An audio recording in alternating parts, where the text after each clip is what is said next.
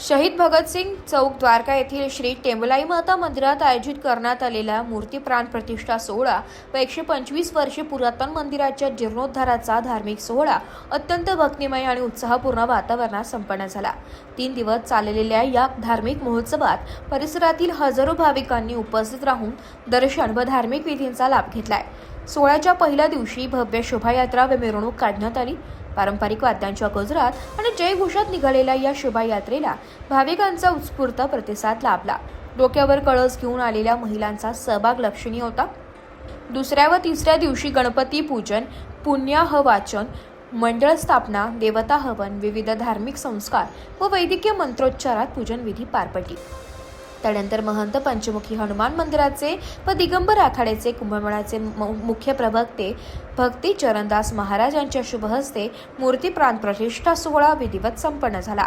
यावेळी श्रीराम शक्तीपीठाचे सिद्धेश्वरानंद महाराज, श्रीनाथ महाराज, विलास पांगारकर, रामसिंग बावरी यांच्यासह विविध क्षेत्रातील मान्यवर, भक्तगण आणि ग्रामस्थ मोठ्या संख्येने उपस्थित होते। सोहळ्या निमित्ताने मंदिर परिसरात भक्तिमय वातावरण निर्माण झालं होतं। धार्मिक कार्यक्रमांच्या समारोपानंतर आयोजित करण्यात आलेल्या भव्य महाप्रसाद भंडाऱ्यात हजारो भाविकांनी सहभाग घेत महाप्रसादाचा लाभ घेतलाय।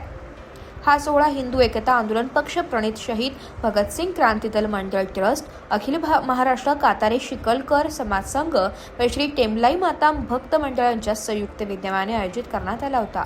संपूर्ण कार्यक्रम यशस्वी करण्यासाठी पदाधिकारी, कार्यकर्ते व भाविकांनी परिश्रम घेतले। ब्युरो रिपोर्ट, नाशिक लोकशाही न्यूज, नाशिक।